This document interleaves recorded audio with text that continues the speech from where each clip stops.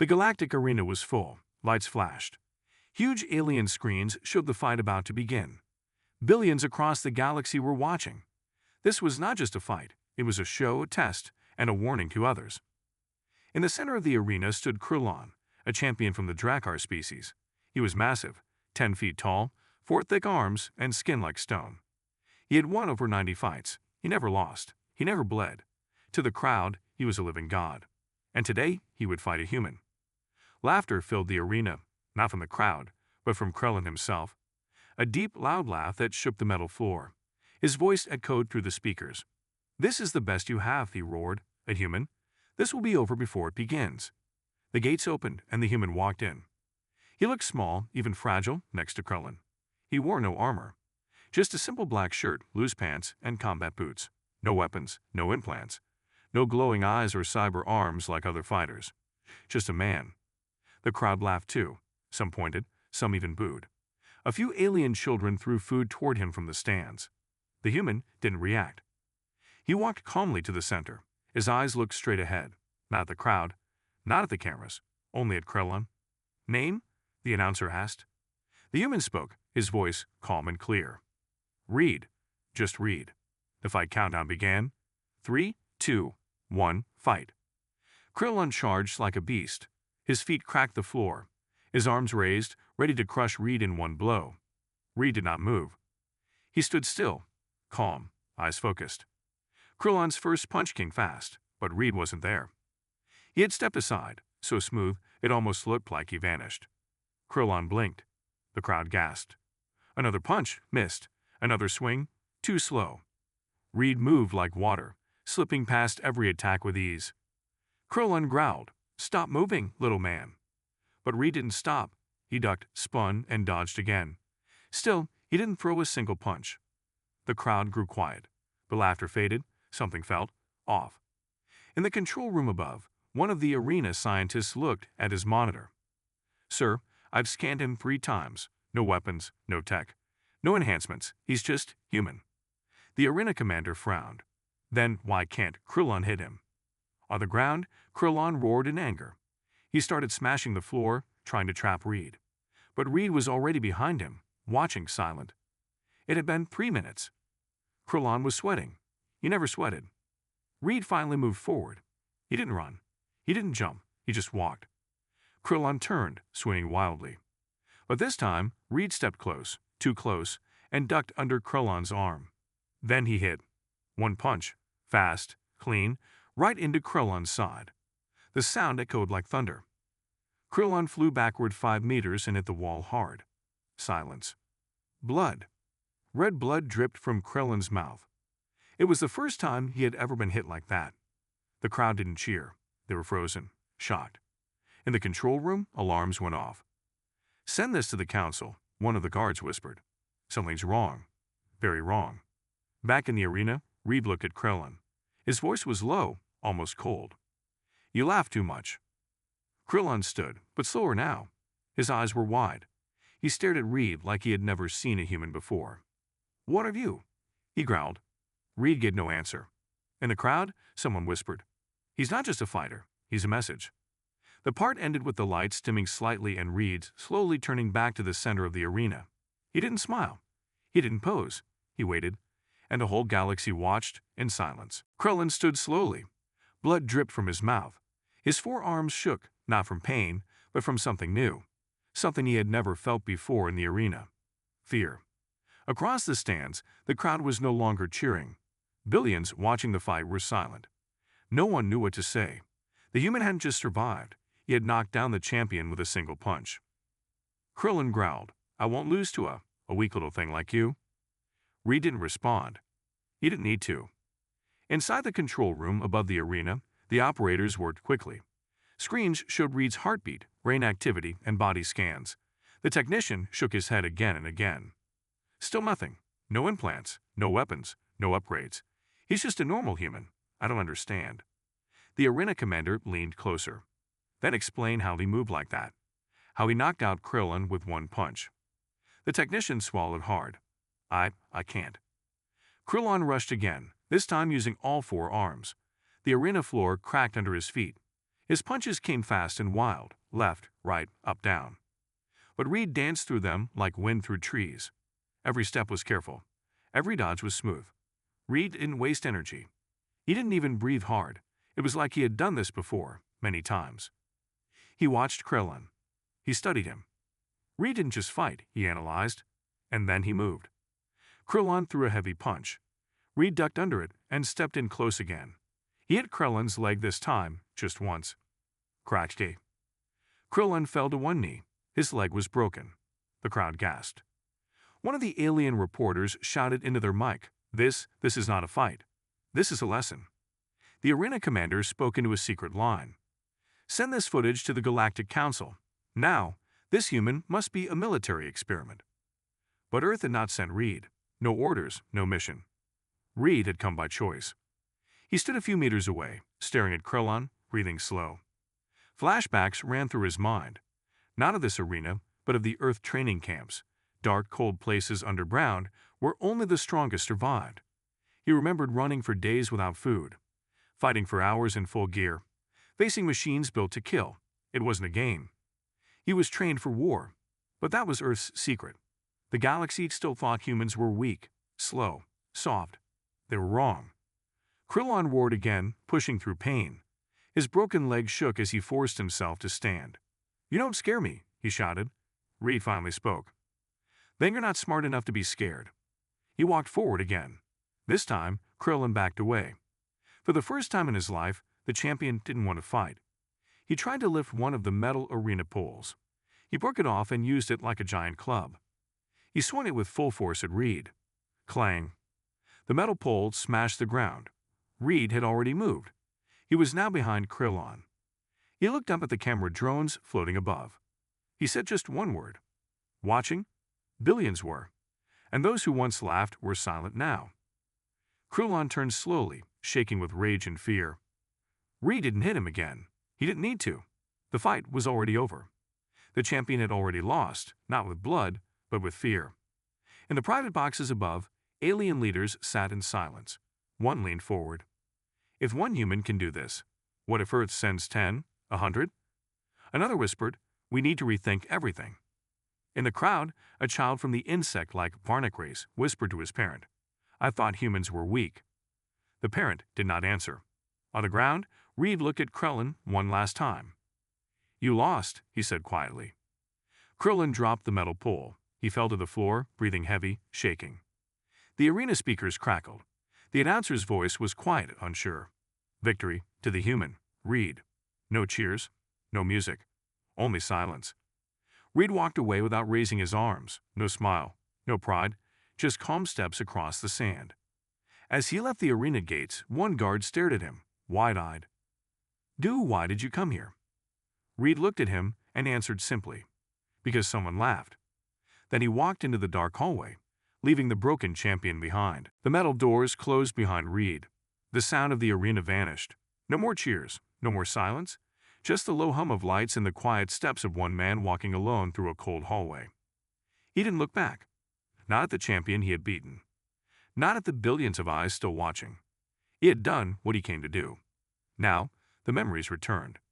He walked past the guards, past the machines, deeper into the arena's back halls, where no cameras followed. And there in the silence, he remembered Earth. It wasn't the Earth shown in alien videos. Not the cities, not the music, not the smiling diplomats. Reed remembered the real Earth, the one hidden underground, the Earth that trained people like him. He saw it in his mind. A mountain base hidden from satellites, gray walls, sharp lights. Screams in the distance, not of pain, but of effort. Training, fighting, pushing the human body past its limit. They called it the Hollow Core, a secret military facility where Earth prepared for what the galaxy never expected. Real war. Inside the Hollow Core, there were no ranks, no uniforms, only rules. Survive. Learn. Win. Reed was 16 when he entered. He was one of hundreds. By year 2, only 20 were left. Instructors didn't shout. They whispered. "They think humans are weak. Let them." Reed trained in zero-gravity combat. He learned how to move through shadows without making a sound. He studied alien species, not just how they fought, but how they thought. One instructor always said, You don't beat monsters with power. You beat them with patience. Reed had never forgotten that. He paused now in the hallway, leaning against the cold wall, closing his eyes. He remembered the last day in the hollow core. The instructor had looked at him and said, "You're ready. The galaxy doesn't know what's coming." Now they would. Back in the arena's control room, panic was growing. Screens replayed the fight over and over. Reed's movements, his strikes, his calm face. One officer slammed the table. This wasn't just a fighter. That was a soldier. Earth trained him. Another shouted, "We must send word to the Galactic Council. If Earth has more like him." The arena commander raised a hand. "Too late," he said. The whole galaxy already saw it. They'd all turned to the live broadcast feed. Reed's face had already become a symbol. Every planet with access to a screen had seen it. Some called him a threat. Some called him a message. But all agreed on one thing. Humanity was not weak. Far across the galaxy, on a deep space mining colony, a group of miners sat around a holotable. They watched the fight replay. Again. A lizard-like miner leaned forward. That human, he was smaller. Slower, but he didn't care. He waited, he watched, then he struck. Another nodded. He didn't even celebrate. That's what scared me the most. And on a diplomatic ship heading to Earth, a young alien ambassador spoke to her advisor. We laughed at them, mocked them. But what if humans weren't showing their real face all this time? Back in the quiet hallway, Reed kept walking. He entered a resting chamber. Inside, he sat down slowly.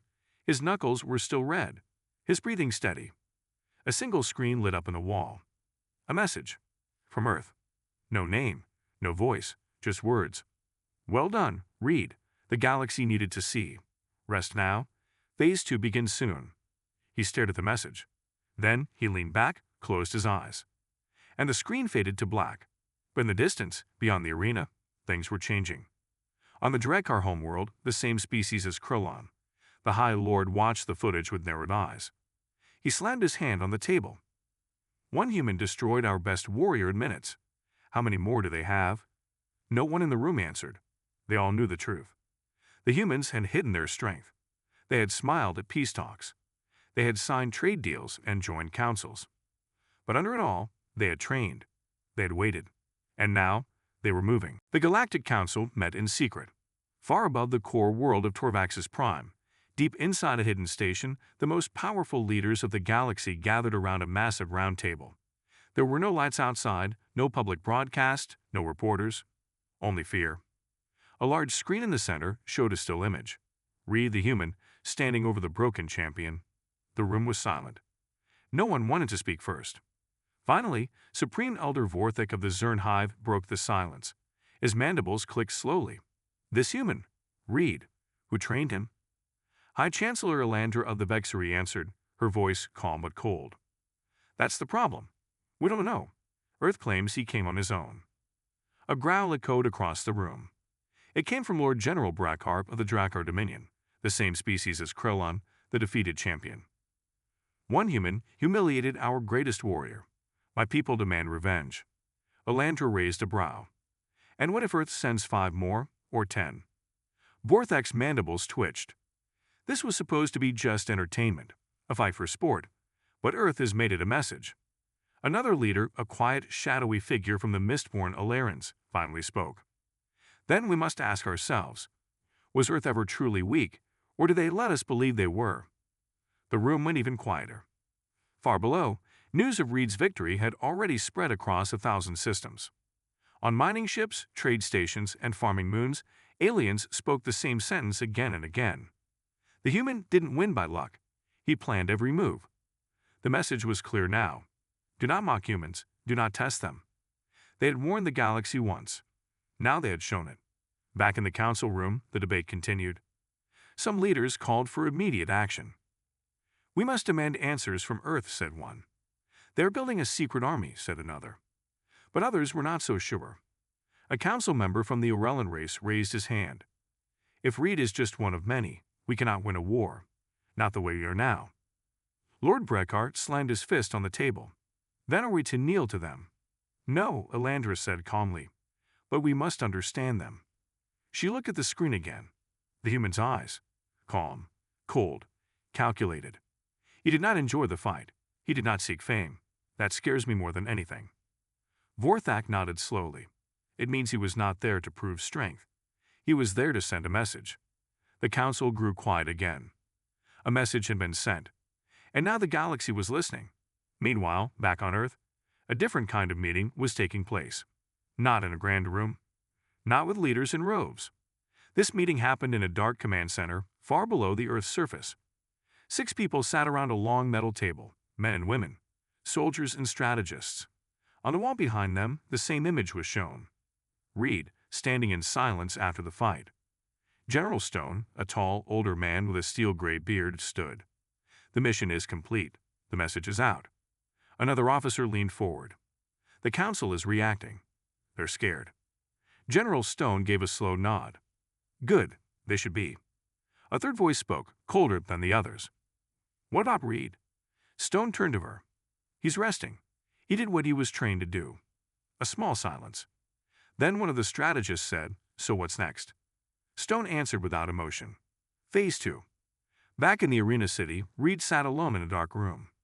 His wounds had healed quickly, but the silence still pressed on him. A knock came at the door. A young alien woman, a translator working for the arena, stepped in carefully. Her name was Dara. She held a tablet and looked nervous. Reed, the Galactic Council, has asked to speak with you. Reed looked up slowly. I figured they would. She stepped closer, unsure. What are you? Reed stared at her for a moment. Then he gave a small, tired smile. Just a man from Earth.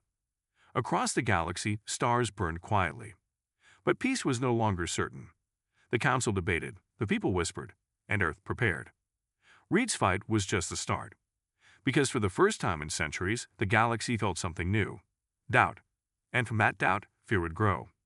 The humans had hidden their strength for too long. Now, that mask was gone. And the galaxy didn't know what was coming next. The stars looked the same, but the galaxy was changing.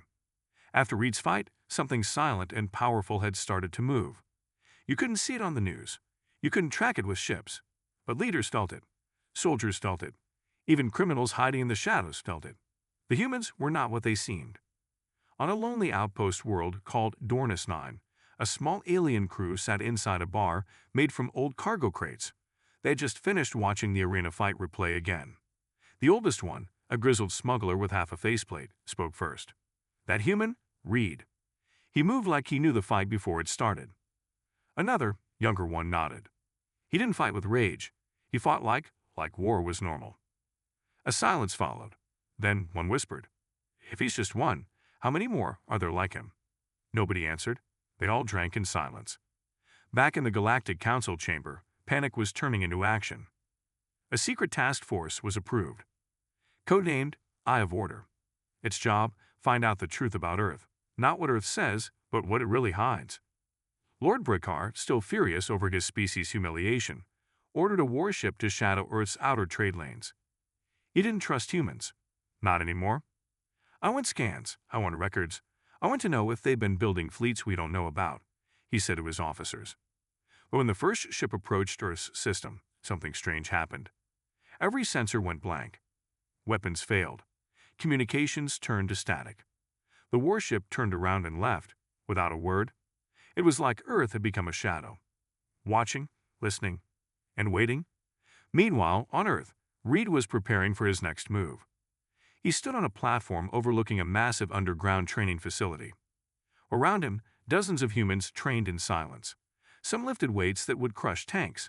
Others moved through combat drills faster than most machines. These weren't normal soldiers.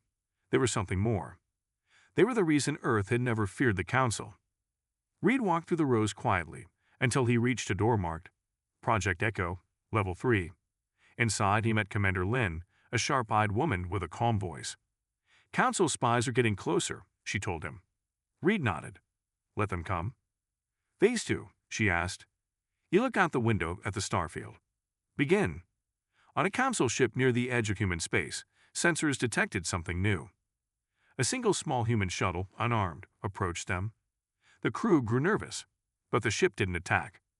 Instead, it broadcasted a message. A calm human voice said, You watched one man in the arena.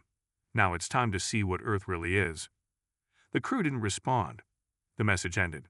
Then, on the screens around them, data began to appear. Strange data, fast data, impossible data. It showed simulations.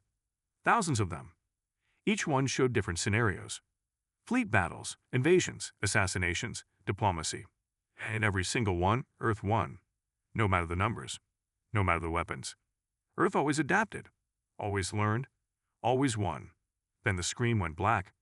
And the human voice returned. You started this. We were peaceful.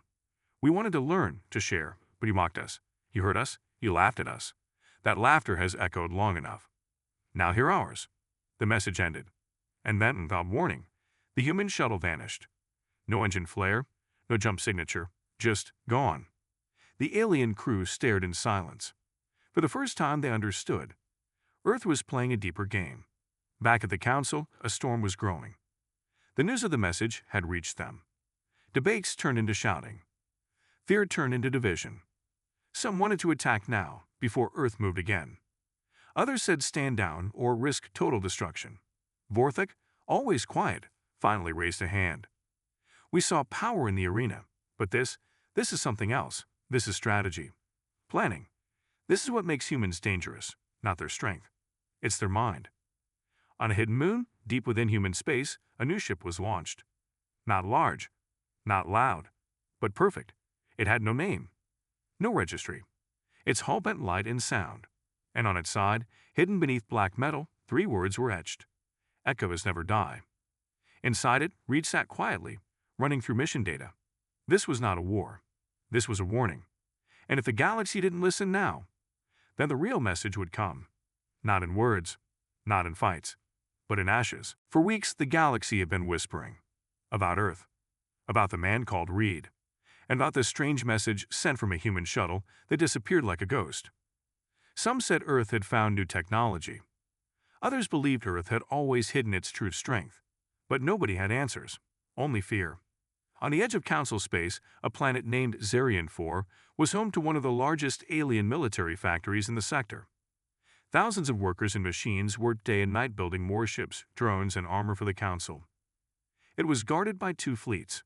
No one had ever dared attack it. Until now. At exactly midnight, something strange happened. Every screen, sensor, and defense system on Zarian 4 went dark. Not damaged. Just off. Then the skies above the planet cracked open. But it wasn't a fleet. It was one ship.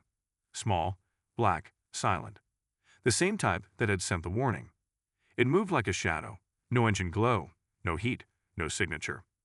The planetary defense systems tried to power up. Nothing worked. Commanders shouted into radios. No answer. Then the black ship sent a new message. This is the first move. Before anyone could react, the ship fired something. Not a bomb. Not a laser. A pulse. Silent, invisible, and deadly. Every weapon system, every drone, every ship, every mech shut down. Even soldiers' suits powered off, leaving them frozen mid-run. And then the factory itself exploded. But not a fire. It folded inward, like space itself had turned inside out. The black ship vanished, and Zarian 4 went dark. No one ever rebuilt it. Back in the Galactic Council, silence ruled. Zarian 4 had been one of their strongest systems. Gone in seconds. No one claimed responsibility. But everyone knew. Earth had moved. And now, the game was real. Reed sat alone in a deep space command station far from Earth. The hologram of Commander Lin flickered in front of him. It's done, she said. Good, Reed replied. They needed a lesson. Not in war, but in fear. She nodded. They're listening now. They should have listened before, he said coldly. We offered peace. They gave us mockery. He stood up, looking out at the stars. Now we show them what humans become, when pushed too far. Across the galaxy, something new began. Old enemies of the Council started whispering to Earth. Smaller races, once silent, began to rise. And humans? They didn't invade. They didn't send armies. They sent signals. Simple messages, always the same. We are not here to rule, but we will not be ruled. If you wish peace, speak. If you want war, come and find us. Some species chose peace. Others weren't so smart. In a dark council chamber, Lord Brackar slammed his fist on the table. One ship destroyed a whole planet's defense. He glared at the others. You still want to talk peace with these monsters? Vorthek, calm as always, answered. They destroyed our war factory. Yes, but did they kill the people? Everyone paused. It was true. No deaths had been reported. Only systems destroyed, equipment erased. The people of Zarian 4 had survived. Reed had sent a message. We're not killers, unless you force us to be. On a human training moon named Raven, new recruits arrived every hour. Not soldiers. Volunteers. Scientists, engineers, farmers, teachers. Earth wasn't just building armies. They were building ideas. We can't fight the whole galaxy, said one young recruit. We won't need to, answered his instructor. They'll fight each other. All we need to do is stand and show them that we never fall. In deep space, a second black ship launched. Its name, Silence 2. On board, no crew. Just I. Its mission, unknown. Even to most humans. But one thing was clear. Reed had just begun. Meanwhile, a Council intelligence ship picked up something new. Not a human signal, but a voice, an alien defector. They're not like us, the voice said. Humans think differently. They don't just fight. They plan. They wait. And when they strike, it's never for show. Reed is not just a warrior. He's a warning. The Council leaders listened. For the first time in centuries, they were afraid. Not of humans, but of what might come next. And far away, in Earth's hidden command center, Reed stood in a quiet room. In front of him, a display showed every major power in the galaxy. Some red, some yellow. But more and more were turning green. He smiled, just slightly. This isn't war, he whispered. It's awakening. The galaxy was on the edge. For months, the whispers had grown louder. The fear had spread like wildfire. Humanity had proven its power, its strategy, its will. But now, the final move was coming. And this time, there would be no turning back. On the Galactic Council's flagship, every leader sat in tense silence. They had already lost too much. Too many ships, too many resources. Lord Brekkar's fist slammed against the table again. We've had enough of these games. Earth is an enemy, a threat. We must attack with everything we have. But Vorthak, as calm as always, spoke up. We can't keep ignoring the truth. They've never attacked us directly. They've only shown us what they can do.